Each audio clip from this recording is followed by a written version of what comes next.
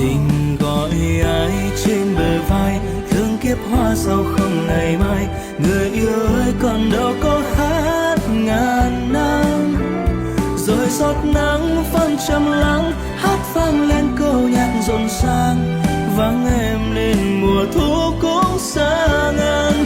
Tình gọi ai trong mùa khơi, thương nhớ đến con tim mồ côi. Người yêu ơi về đâu giây phút mặn nồng có đôi. Mùa hạ trắng phân sầu nắng, giấc mơ ơi đâu là cuộc đời. Ánh trăng vàng ơi luôn có ta hoài mong. Mùa hạ trắng phân sầu nắng, giấc mơ ơi đâu là cuộc đời. Ánh trăng vàng ơi luôn có ta hoài mong.